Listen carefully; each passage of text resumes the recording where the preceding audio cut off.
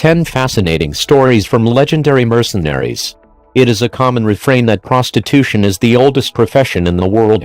If that is true, then the second oldest is being a soldier for hire. Mercenaries have always been a part of warfare, and even though national armies, whether predicated upon voluntary professionals or conscripts, have ruled the battlefield since the 18th century, mercenaries haven't gone anywhere. In fact, mercenaries, otherwise known by the more antiseptic term private military contractors, have enjoyed a renaissance since the 2003 war in Iraq. Most recently, in late 2017, Eric Prince, former U.S. Navy SEAL and the founder of Blackwater, wrote an editorial suggesting that the war in Afghanistan could be won by replacing thousands of American troops with military contractors. The idea was not accepted by the Trump administration, but it got a serious hearing. Mercenaries and privateers, the seaborne version of a mercenary, have been responsible for some of the greatest triumphs and darkest deeds in the history of warfare. Stories about these men have dazzled readers for centuries. The exploits of history's mercenaries can also tell us a lot about human interactions and how mercenaries were some of the first people to cross cultural barriers and interact with different civilizations. And the Celtic mercenaries of Egypt. Ancient history makes it clear that some tribes and peoples have always been considered warlike. Between the Western Roman Empire and the end of the early modern era, Europe's most feared mercenaries were German speakers from the Holy Roman Empire or Switzerland. More on some of these men later. However, prior to this epoch, Europe's most sought-after warriors were the Celtic peoples of Gaul, France, northern Italy, the Balkans, and the British Isles. Beginning in the 4th century BC, Celtic tribes began raiding the city-states of the Mediterranean. In 390 BC, Celtic warriors sacked an Etruscan city on the Tiber River. Thus began a long feud between the Celts and the people of the Italian peninsula. This feud would reach its apogee on July 18, 387 BC, when Gallic tribesmen led by Brennus defeated a Roman army and sacked Rome, taking with them slaves, women, and gold. Word quickly spread concerning these fearsome red and blonde-haired warriors from the north. The Greek city-states of Syracuse and Sparta often employed Celtic mercenaries to fight their battles, and the Carthaginian general Hannibal also used Celts in his army during the Second Punic War. Celtic mercenaries saw fighting outside of Europe, as well. During the reign of the ethnically Greek Ptolemaic dynasty in Egypt, Celtic mercenaries were often hired as part of the kingdom's official army. Many of these Celts came from the tribes of Eastern Europe and Galatia and Central Anatolia, today's Turkey. During the reign of Pharaoh Ptolemy Iuergetes, Celtic mercenaries played a decisive role in conquering Syria and Judea and defeating the armies of the Seleucid Empire, another ethnically Greek kingdom in Asia. The Greek historian Polybius even recorded that many Celtic mercenaries settled in Egypt and took Egyptian or Greek wives. To the Greeks, these Celto-Mediterranean children became known as epigavoi. 9. The wild geese. The so-called wild geese of the 17th and 18th centuries are in many ways the direct heirs of the ancient Celtic mercenaries of the Mediterranean. Following the Treaty of Limerick in 1691, which ended the Williamite Jacobite War in Ireland, Irish Jacobite General Patrick Sarsfield agreed to let as many as 20,000 Irish Catholic troops board French ships and become mercenaries in Europe. Like their Celtic forebears, these battle-hardened troops were known for their toughness and were considered to be the best light infantry force on the continent. The Irish soldiers of Sarsfield later became known as the Wild Geese, and their Catholic fighters would serve honorably in the armies of France, Spain, and Russia. Irish mercenaries had served in Habsburg Spain since at least the 1580s, when the English crown sent rebellious Catholics to Spain as a way to both fight the Spanish and keep Ireland quiet. Unfortunately for London, many of these Irish soldiers pledged allegiance to Spain and fought against English and Dutch armies. Irish soldiers in Spain would see service later against Napoleon, while during the apex of the Spanish Empire, Irish mercenaries saw action in Mexico and South America. Many of these Irish mercenaries would establish noble families in the New World, and as a result, several leaders of the Latin American independence movements turned out to be ethnically Irish. See, for instance, Bernardo O'Higgins of Chile. The wild geese truly earned their fighting reputation in France. The Irish Brigade of King Louis Xiv's army would fight in the War of Spanish Succession, the War of Austrian Succession, and the 7 Years' War. Irish mercenaries also fought for the Spanish-French forces against the British during the Siege of Pensacola, Florida, in 1781. 8 American mercenaries in China. Americans of all stripes have long taken an active role in Chinese affairs. During the 19th century, American Christian missionaries, doctors, and school teachers were all over China, especially in coastal cities like Shanghai, Tientsin, Tianjin, and Tsingtao, Qingdao. Another group of Americans came to China as mercenaries either in the employ of the Qing dynasty or the various warlords who came to power following the Xinhai Revolution of 1911 to 1912. Notable American mercenaries in China included Homer Lee and Philo McGiffin. Lee was a native of Colorado who became interested in Chinese affairs after befriending Ang Poon-chu in Los Angeles' Chinatown. Seeing in China a chance for glory and adventure, Lee learned Cantonese, joined a secret society, and began training Chinese men for military service in China while they lived in California. In 1899, the Stanford-educated Lee joined an army loyal to the warlord Qiao Guwei and stayed in China until Empress Dowager Cixi began reforming the Qing monarchy along western lines. Lee would later befriend Dr. Sun Yat-sen in Hong Kong, and in 1909, his book, The Valor of Ignorance, predicted that a militarily aggressive Japan would try to conquer America by attacking the Philippines and Hawaii. Philo McGiffin was born in Pennsylvania to a family with a long history of fighting in America's wars. McGiffin attended the U.S. Naval Academy at Annapolis but failed to attain an officer's commission due to poor test scores. Still seeking to put his naval skills to use, McGiffin sailed to Tientsin during the Tonkin War, 1884-1885, and volunteered for the Imperial Chinese Navy. After serving as an instructor at the Chinese Naval Academy, McGiffin was an officer aboard the Chinese battleship Chen Yuan during the Battle of the Yalu River in 1894.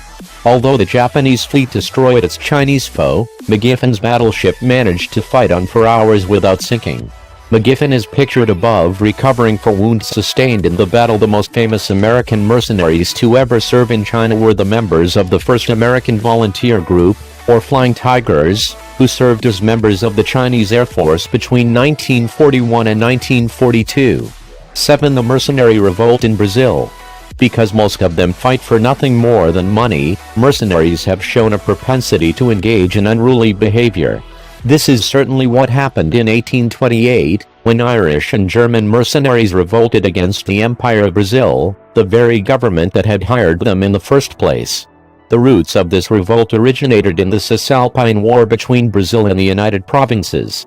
By July 1828, Brazilian war weariness was at an all-time high, thanks to several military defeats.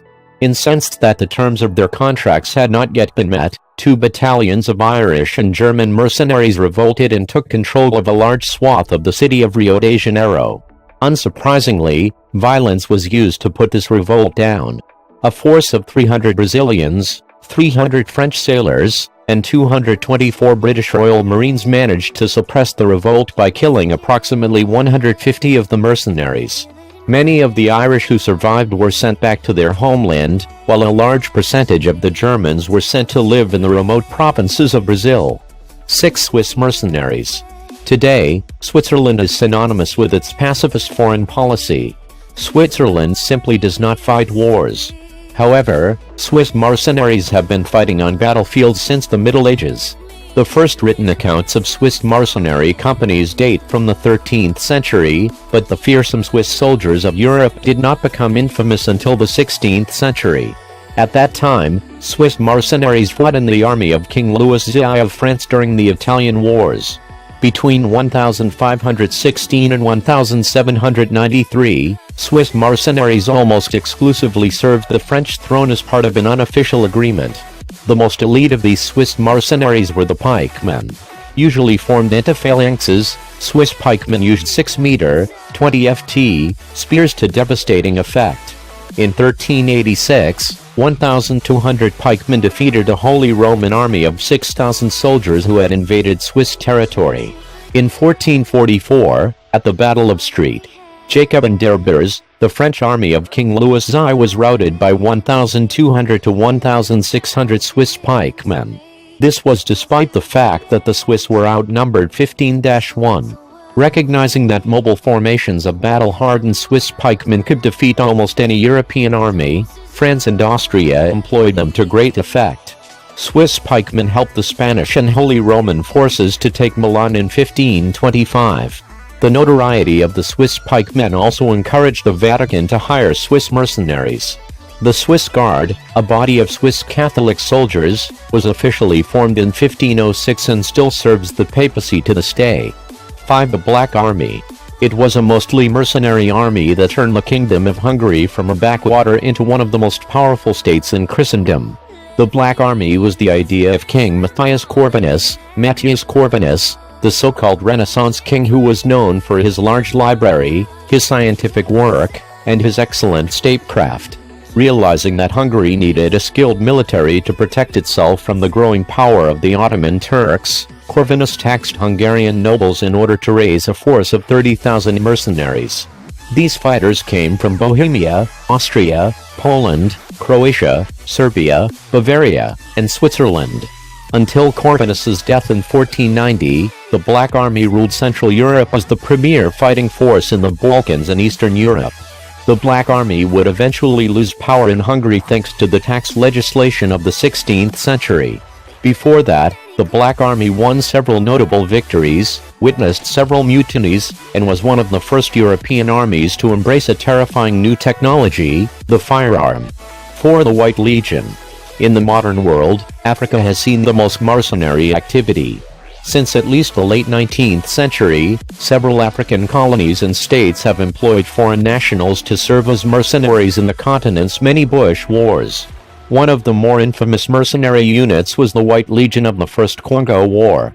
The White Legion consisted of about 200 Eastern European mercenaries who served on behalf of the Congolese dictator Mobutu Sese Seko. The White Legion primarily guarded the important city of Kisangani.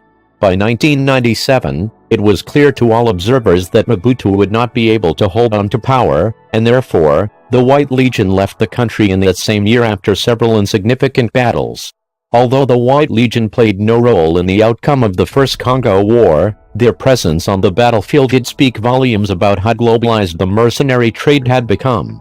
The White Legion mostly came from the former state of Yugoslavia, and more specifically, a majority of these mercenaries had once served under the Bosnian Serb commander Ratko Mladic.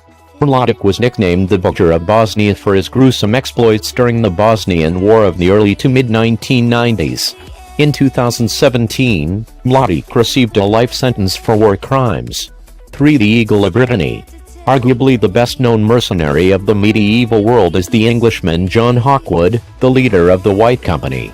Another great warlord of medieval Europe was the Breton knight Bertrand du Guesclin, a man so fearsome that he was nicknamed the Eagle of Brittany and the Black Dog of Brocéliande. Guesclin was born in 1320, and he first saw serious action in the 1340s. At that time, Guesclin fought for the House of Blois against the House of Montfort. Known as the War of Breton Succession, this internoble fighting ended in a victory for the Montfort family. At the Battle of Auray, Guesclin was captured by the Anglo-Breton army and ransomed for 100,000 francs.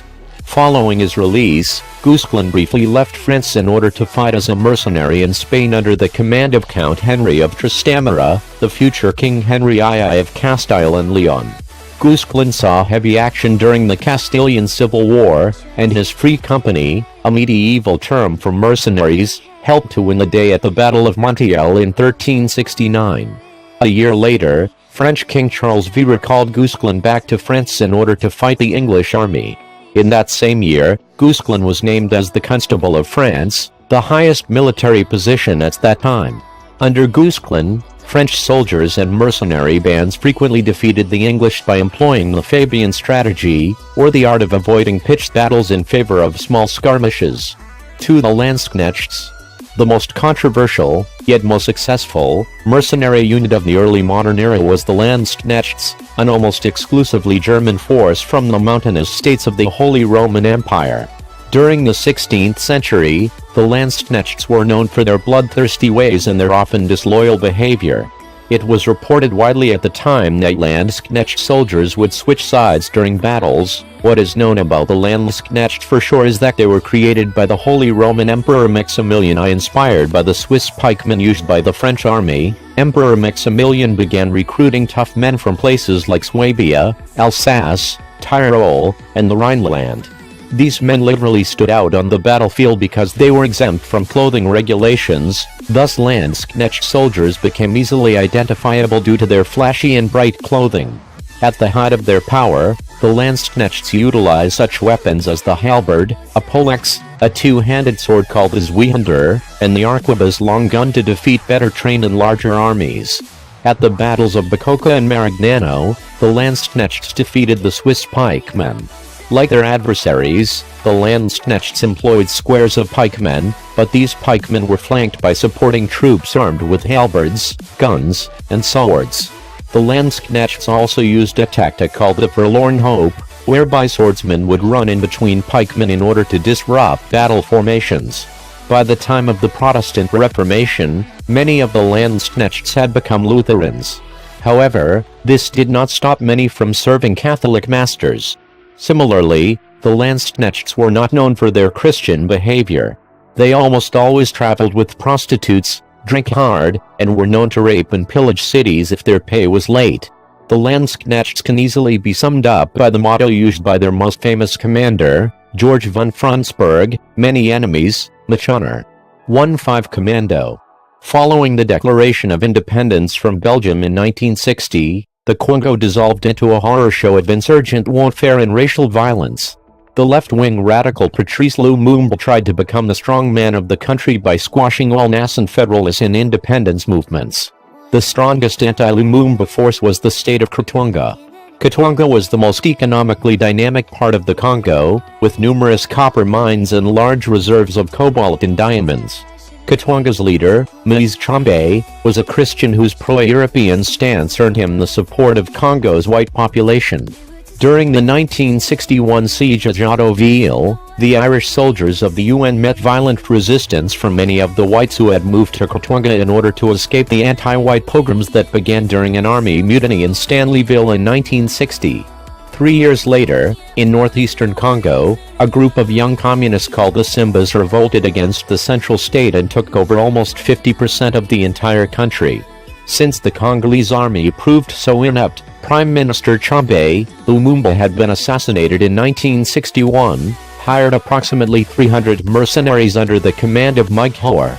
Known as Mad Mike, Hoare had served in the British Army in India and Burma during World War II. After the war, Hoare moved to South Africa and became a big-game hunter and mercenary. Taking inspiration from the wild geese, Hoare created 5 Commando, a pro-Tshombe force of white mercenaries drawn mostly from the Boer population of South Africa.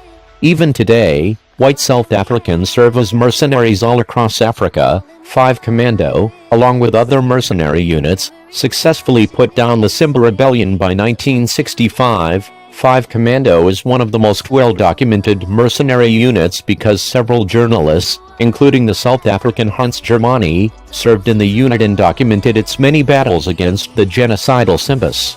The legacy of 5 Commando was cemented with the 1978 action film The Wild Geese, which Hoare worked on as a technical consultant. Many of the veterans of Hoare's unit would go on to serve in the Rhodesian Bush War and the many insurgency wars between apartheid-era South Africa and its neighbors. Thanks for watching List Deluxe YouTube channel. Please subscribe for more videos. Good day, goodbye.